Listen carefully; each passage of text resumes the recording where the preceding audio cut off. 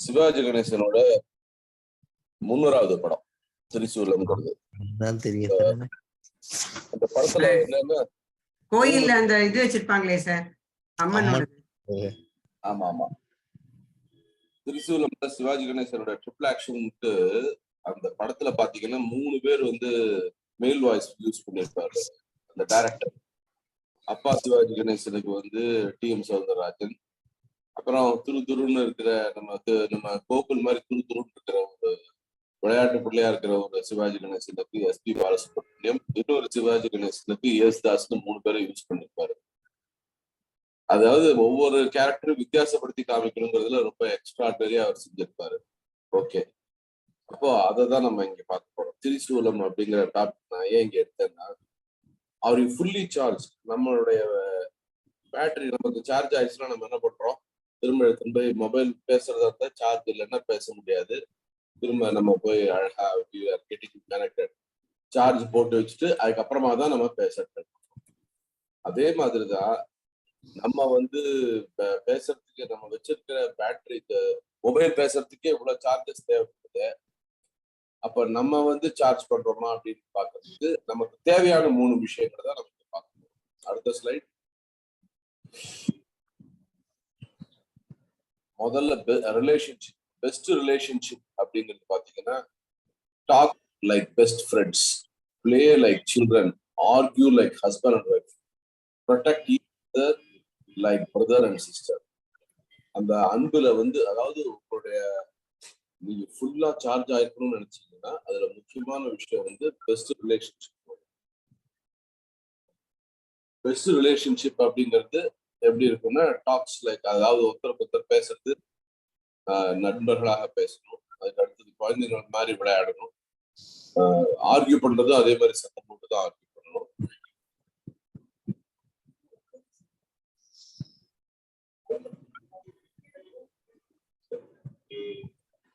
So protect and each other like brother and sister அப்படிங்கிற ஆஸ்பெக்ட்ல நம்ம check பண்ணணும். அடுத்த ஸ்லைட் போலாம். ஃப்ரெண்ட்ஷிப்ல வித்தியாசமான ஒரு விஷயம் என்னன்னா, நல்லா இருக்கேன் அப்படின்னு சொல்லிச்சு, உண்மையை சொல்லிட்டா ஏதோ பிரச்சனை இருக்கு அப்படின்னு நம்மள வந்து கண்களை பார்த்தீங்கன்னா ரொம்ப நல்லா இருக்கீங்களே அப்படின்னு கேட்கக்கூடிய நட்பு தான். அதுதான் வந்து ஒரு முக்கியமான ஆதாரமா பார்க்கணும். அந்த மாதிரி உங்களோட க்ளோஸ் ஃப்ரெண்ட் யாரா இருக்காங்களா?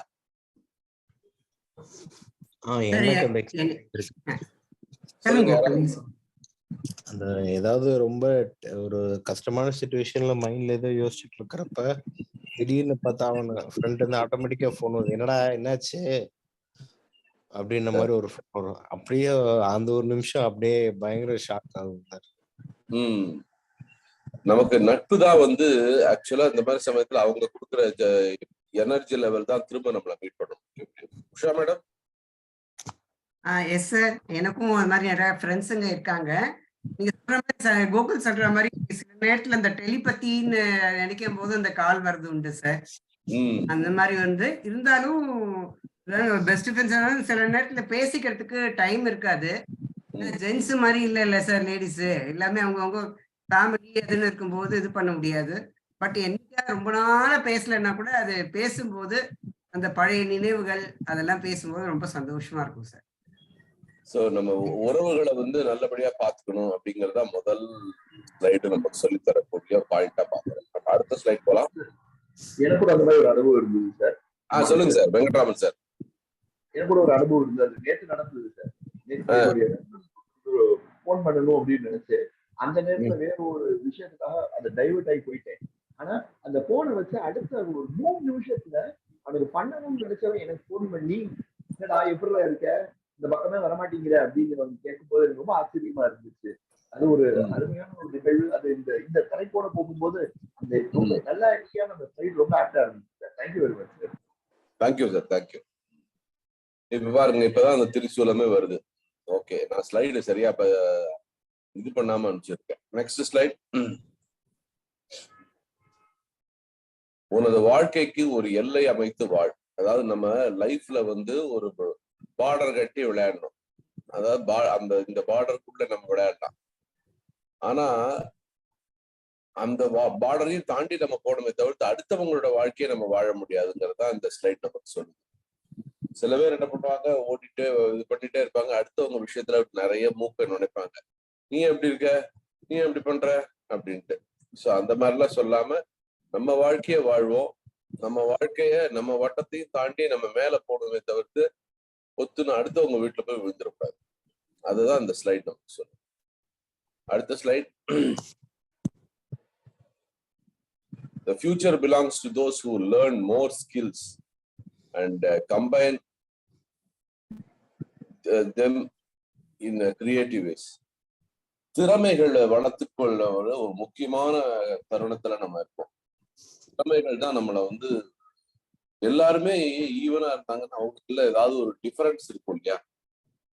அப்ப அந்த டிஃபரன்ஸ் யார் கண்டுபிடிக்கணும்னா வெளியில இருக்கிறவங்க கண்டுபிடிக்க கூடாது, நமக்குள்ள இருக்கிற நம்ம தான் கண்டுபிடிக்கணும். நமக்கு என்ன தெரியும், நம்ம எதுல ஷார்ப்பா இருக்கோம், நம்ம எதை வந்து அதை ஃபோக்கஸ் பண்ண முடியும் அப்படிங்கிற ஒரு விஷயத்துல நம்மளுடைய எதிர்காலம் எதை நம்பி இருக்குன்னா நம்மள்ட்ட இருக்கக்கூடிய திறமைகளை நம்பிதான் இருக்கு. அதனால உள்ள ஏதாவது திறமைகள் படுத்து நல்லா தூக்கிட்டு இருந்ததுன்னா அதை தட்டி எழுப்பி முடியாது. அதுதான் முக்கியமான விஷயமா நம்ம இங்க பார்க்கணும். அடுத்த ஸ்லைட். இது நம்ம ஏற்கனவே பார்த்துட்டோம் இந்த ஸ்லைட். அடுத்தது,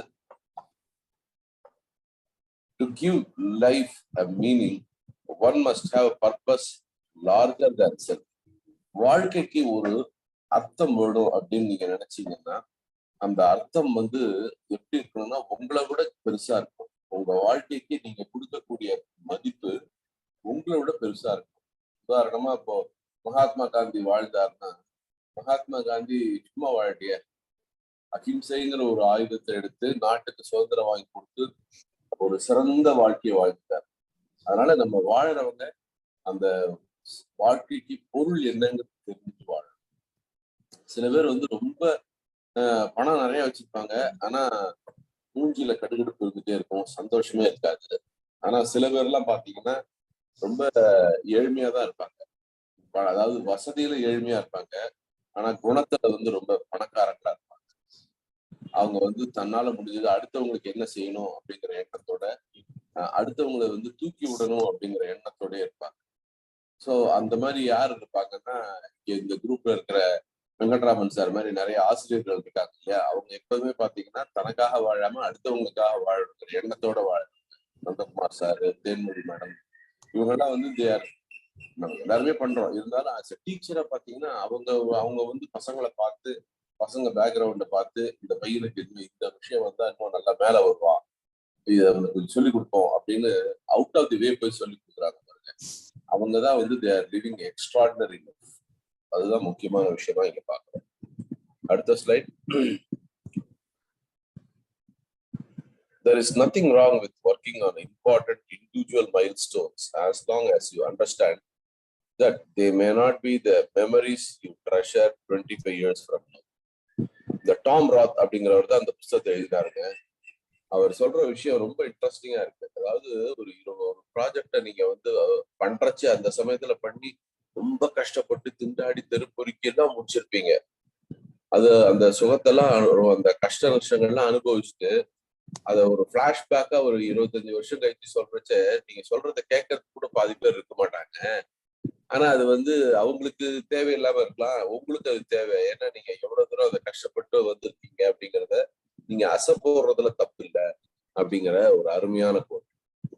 இந்த குரூப்ல சொல்லுங்களேன், நீங்க வந்து 25 வருஷம் வேண்டாம், ஒரு 5 வருஷத்துக்கு முன்னாடி நீங்க கஷ்டப்பட்டு ரொம்ப டஃப்பா ஃபீல் பண்ணி முடிச்ச ஒரு ப்ராஜெக்டோ இல்ல ஒரு ஒர்க்கோ. சார் உஷா சார் சொல்லுங்க. சார் நான் வந்து இந்த 2019க்கு அப்புறம் ஜாபை விட்டுட்டு நம்ம செல்ஃபா ஸ்டார்ட் பண்ணணும்னு என்னோட ஸ்ட்ரகிள் ஆரம்பிச்சேன். பட் ஆனா இந்த கோவிட்னால அதுல நிறைய கஷ்டப்பட்டேன். 2021 தான் என்னோட வெப்சைட் எல்லாம் பண்ணி ஸ்டில் ஸ்ட்ரகிள் பண்ணிட்டே இருந்தேன்.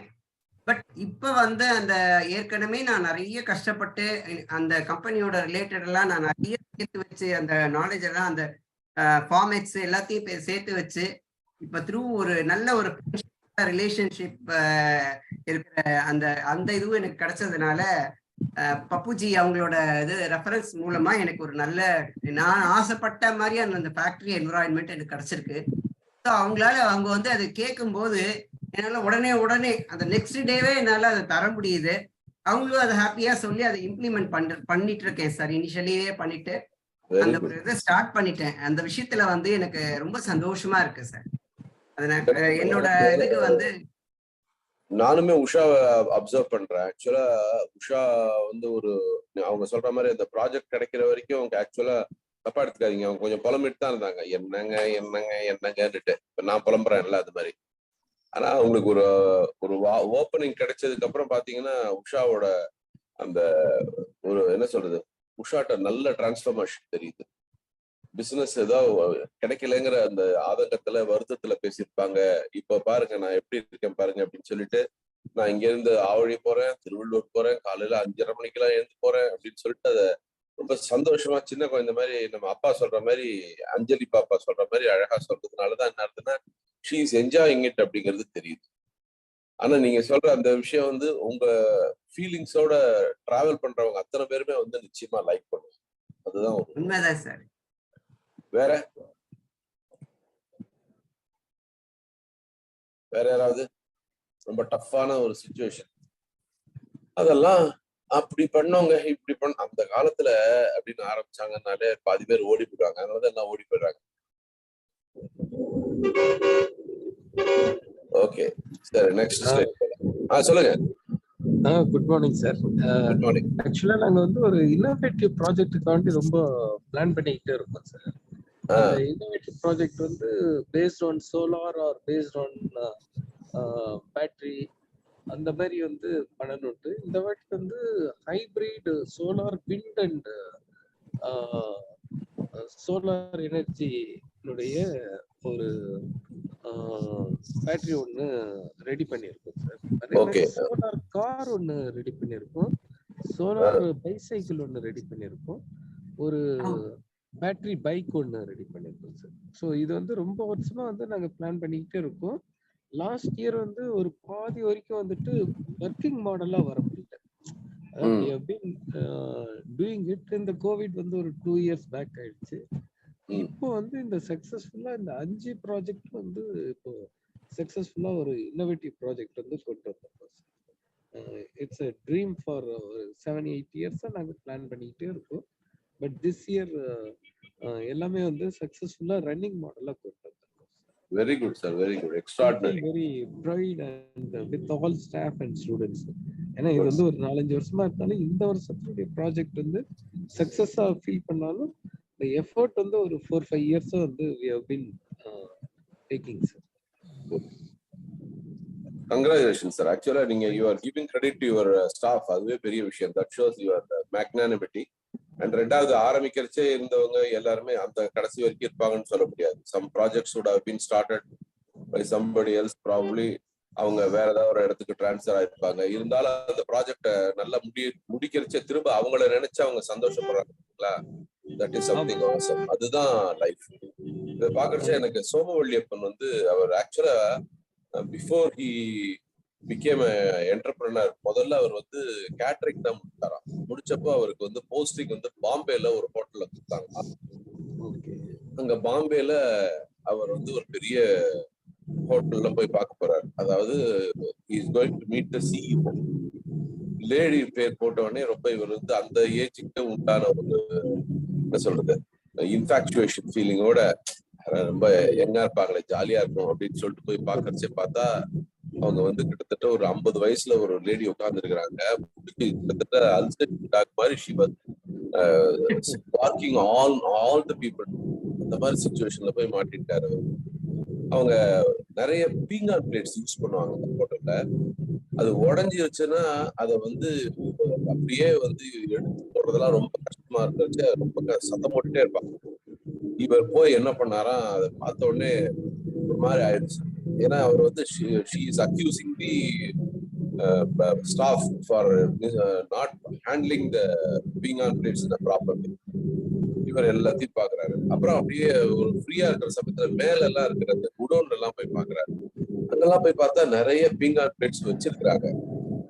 அப்புறம் இவர் வந்து கீழே வந்து கொஞ்சம் மேடம்கிட்ட பழக ஆரம்பிச்சதுக்கு அப்புறம், மேடம் என்ன நிறைய பிளேட்ஸ் வேற நீங்க மேல வச்சிருக்கீங்க, அப்புறம் இங்க இவங்களை போட்டு சத்தம் போட்டுடுறீங்களே, என்ன விஷயம் அப்படின்னு கேட்கறச்சு, இவங்களுக்கு எல்லாம் அந்த பிளேட் சரியா ஹேண்டில் பண்றதுக்கே தெரியல அப்படி இப்படின்னு உடனே இவர் சஜஸ்ட் பண்றாரா, அப்ப பாருங்க அவங்க வந்து பேப்பர் பிளேட்ஸை கையில எடுக்கிறச்சே கையில கிரிப்பு கிடைக்காது. முதல்ல அவங்களுக்கு வந்து அந்த பேப்பரை அந்த பிளேட் ஹேண்டில் பண்றதுக்கு கைக்கு ஏதாவது போடுங்க. ஏன்னா அந்த பிளேட்ஸ் கீழே விழுந்து கையில காயம் பட்டதுன்னா திரும்ப அவங்களே திரும்ப அதை யூஸ் பண்ண முடியாது அப்படின்னு சொல்லி அந்த பிளேட்ஸை ப்ராப்பரா எடுக்கிறதுக்கு அந்த கிரிப்பு பெறா மாதிரி ஒரு நல்ல கிளவுஸ் எல்லாரும் சொல்றாங்க. ஸோ அதனால என்னாச்சு, அந்த பிளேட்ஸ் உடையிறது குறைய ஆரம்பிச்சு. ரெண்டாவது, அப்படியே பிளேட்ஸ் உடைஞ்சா கூட அவங்க என்ன பண்ணாங்கன்னா, வாங்கின பிளேட்ஸ் அங்க வச்சு உடைக்கிறதுக்கு பதிலா, யூஸ் பண்ணாமலே உடைக்கிறதுக்கு பதிலா மாசத்துக்கு ஒரு செட் ஒன்று எடுத்துடலாம். ஸோ இதுல எந்த வந்து பீஸ் சரியில்லையோ அதெல்லாம் நம்ம தள்ளி வச்சிடலாம் அப்படின்னு சொல்லிட்டு they started taking the new stocks. இதுல சில இந்த தமிழ்நாட்டுல பஸ் ஓடுது பாத்தீங்களா, அந்த பஸ் ஏதோ சென்டிமெண்ட்டுக்காக வச்சிருக்கிற மாதிரியே வச்சிருப்பாங்க. அந்த பஸ்ல இருந்து வர புகையும் அதுவும் பாத்தீங்கன்னா அவ்வளவு இதுவா இருக்கு. பக்கத்துல பாத்தீங்கன்னா இன்னொரு புது பஸ் போகுது. சோ நம்ம வந்து ஒரு பஸ்ஸுக்கு ஒரு 15 வருஷம் தான் ஓடுற டைம் கொடுத்தோம்னா அதை we should try to repeat. அந்த பஸ்ஸை வெளியில அனுப்பிச்சிட்டு வேற ஒரு பஸ் எடுத்துட்டு வரதுக்கு உண்டான முயற்சிகள்ட்ட நம்ம இறங்கணும். கவர்மெண்ட்ல காசு இல்ல, அதனால வண்டி இல்லை. ஆனா அந்த பிளேட்ஸை பொறுத்த வரைக்கும் மேல வச்சிருக்கிற பிளேட்ஸ் பத்திரமா எடுத்துட்டு வந்து திரும்ப திரும்ப யூஸ் பண்ண ஆரம்பிக்கிறச்சு என்னாச்சுன்னா, அவங்க எல்லார்ட்டையும் சொல்லிட்டாங்களாம், இந்த பாருங்க பிளேட்ஸ் மேல இருக்கு, நீங்க கேர்ஃபுல்லா எடுங்க அப்படிங்கறது அவங்களுக்கு சொல்லி கையில வந்து கிளவுஸ் போட்டு அந்த பிளேட்ஸ் எடுங்க அப்படிங்கறதையும் சொன்னதுக்கு அப்புறமா அவங்க they started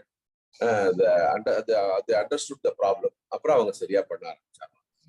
இப்ப இந்த ஸ்லைட்ல போட்டிருக்கோம் சார்ஜிங் அப்படிங்கிறது எப்படின்னா, சார்ஜ் பண்றதுங்கிறது ஒரு ஹியூமரஸா நீங்களே பிளக் பாயிண்ட்ல உங்களை சொரிய உட்காந்தா எப்படி இருக்குற மாதிரியும், சார்ஜ் ஆற ஒரு பூனை வந்து எப்படி இருக்கு, சார்ஜ் ஆனதுக்கு அப்புறம் அந்த பூனை எப்படி இருக்குங்கிறதையும் டிஃபரன்ஷியேட் பண்ணி காமிக்கிறதுக்காக ஒரு ஸ்லைடு போட்டிருக்கோம். சோ இத வந்து சோமவல்லியப்பர் இந்த கதையை எழுதிருச்ச படிச்சு பாக்குறச்சே அவர் போறச்ச எப்படி இருந்தாரு, அந்த அனுபவம் வந்து அவருக்கு என்ன விஷயத்த கொடுத்ததுங்கிறத பாக்குறச்ச ரொம்ப இன்ட்ரெஸ்டிங்கா இருந்துச்சு. அவரோட பழைய புக் ஏதோ ஒண்ணுத்துல நான் படிச்சுட்டு நான் ஷேர் பண்ணிக்கிட்டேன். நெக்ஸ்ட் ஸ்லைட் போலாம் கோகுல். Next slide.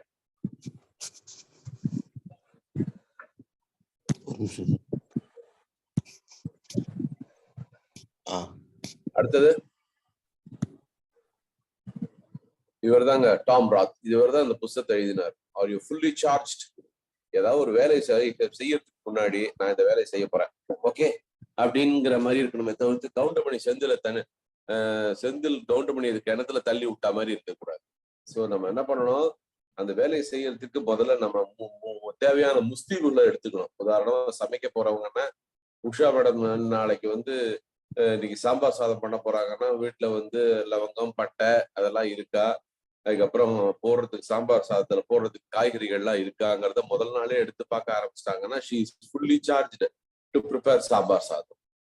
அப்படி இல்லாம அடுத்த நாள் சாம்பார் சாதம் அப்படின்னு சொல்லிட்டு அடுத்த நாள் பார்த்துட்டு ஐயோ வெங்காயம் இல்ல, ஐயோ இது இல்ல அது இல்ல இது இல்லைன்னு சொன்னாங்கன்னா சாம்பார் சாதம் கிடைக்காது. ஸோ அவங்க சாம்பார் சாதம் பண்ணணுங்கிறது மென்டலா ப்ரிப்பேர் ஆகல, ஒரு மாதிரி ஓகே பாத்துக்கலாம் அப்படிங்கிற மாதிரி இருந்திருக்காங்க. So she is not fully charge. So அவங்க என்ன பண்ணணும், ஃபுல்லி சார்ஜ் ஆகணும்னா அந்த விஷயத்துல முழுசா இப்ப எப்படி கோலி சோடாக்கா விழுந்து விழுந்து வேலை பாக்குறாங்க, அந்த மாதிரி she should take all the tough task. அதை மனசு உள்ள எடுத்துட்டு நான் பண்ண போறேன், நான் தான் பண்ண போறேன், நிச்சயமா நான் பண்ணிடுவேன் அப்படிங்கிற அவங்களே சார்ஜ் பண்ணிட்டு எந்த ஒரு விஷயத்தையும் நீங்க செய்யறதுக்கு முன்னாடி 2 தடவை செய்வீங்க. ஒண்ணு மனசளவுல, அப்புறமா பிசிக்கலா செய்வீங்க.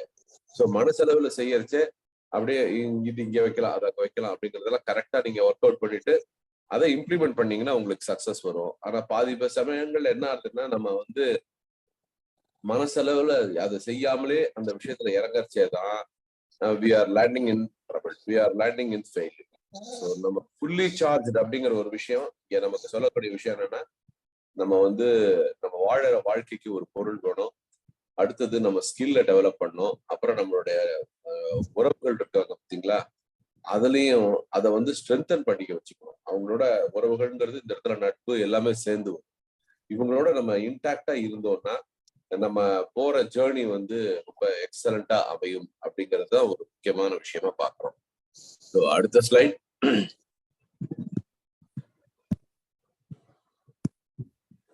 அடுத்துங்க சார் எம்டி ஸ்லைடு தான் சார். அவ்வளவுதானே? எம்டி ஸ்லைடா முடிஞ்சு போச்சு. அதுக்கு அடுத்தது ஒண்ணும் இல்லையா? ஓகே, அப்படிதான் நீங்க பாத்துட்டே இருக்க இந்த ஸ்லைட் முடிஞ்சிருச்சு பாருங்க. இதுதான் வாழ்க்கை. சோ திரிசூலம் அப்படிங்கறத நம்ம முடிச்சிட்டோம்.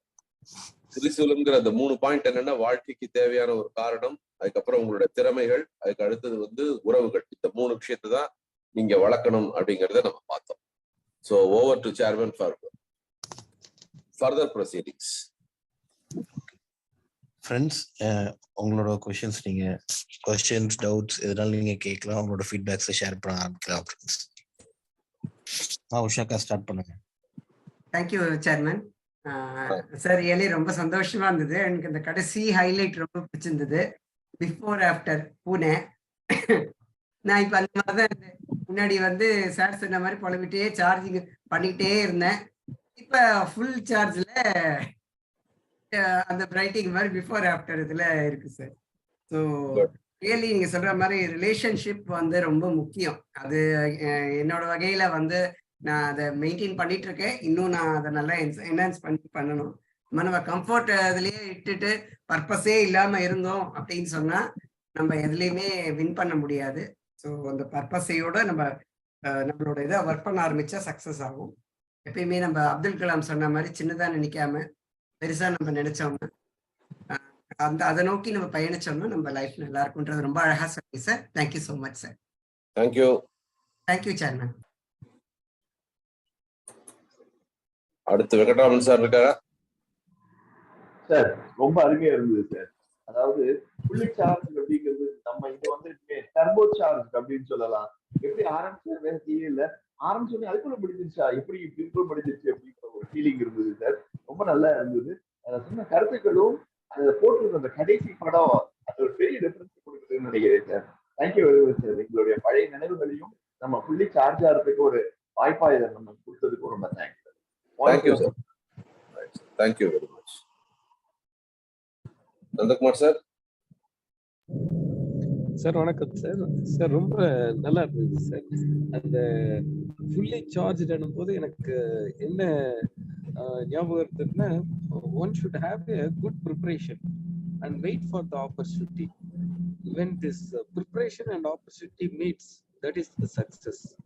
அந்த இது வந்து நீங்க வந்து அந்த ஃபுல்லி சார்ஜ்னா சம்பாதிக்கணும்னா என்னென்ன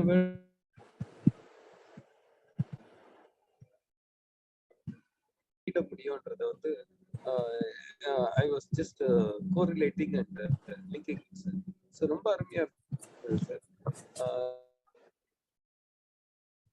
அந்த ப்ரிப்பரேஷன் பதில் ஃபர்ஸ்ட் நம்ம சார்ஜ் ஆகிட்டு ஒர்க்கை ஸ்டார்ட் பண்ணோம்னா சக்சஸ் வந்து ஈஸியா ஆயிட்டுலான்ட்டு மாணவர்களுக்கு சொல்றதுக்கும் ஆசிரியர்களுக்கு சொல்றதுக்கும் இது ரொம்ப யூஸ்ஃபுல்லா இருக்கு. Thank you sir. Thank you sessions. Thank you sir. Thank you sir. வேற கோகுல்?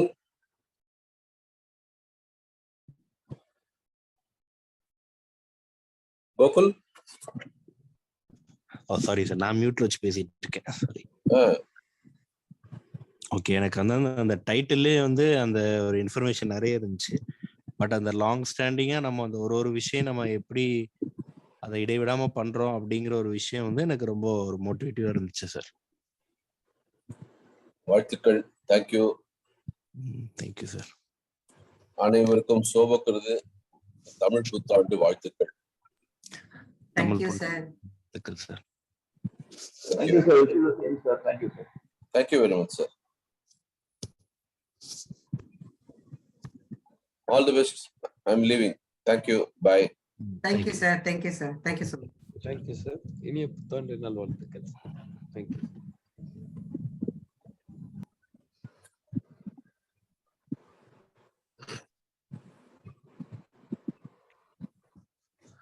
ஓகே ஃப்ரெண்ட்ஸ், நம்ம அப்ப மீண்டும் நாளை காலை சந்திக்கலாம்.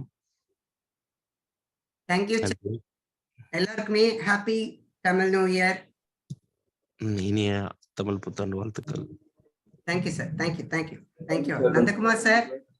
Happy new year. புத்தாண்டு நல்வாழ்த்துக்கள் மேம். நான் வரும்போது நீங்க காமிச்சீங்க அந்த சோலார் இதை காமிச்சீங்க, சொல்லிட்டு இருந்தீங்க. நீங்க சொல்லும் போது அது ரொம்ப சந்தோஷமா இருக்கு சார். Thank you sir. ஆமா இப்போ வந்து நாங்க ரன்னிங்ல ரெடி பண்ணிட்டோம். சூப்பர் சார், சூப்பர் சார், எல்லாம் ரெப் பண்ணி சக்சஸ்ஃபுல்லா கம்ப்ளீஷன் ஆயிடுச்சு. Super sir, super sir. Thank you thank you thank you sir. Thank you thank you. Thank you.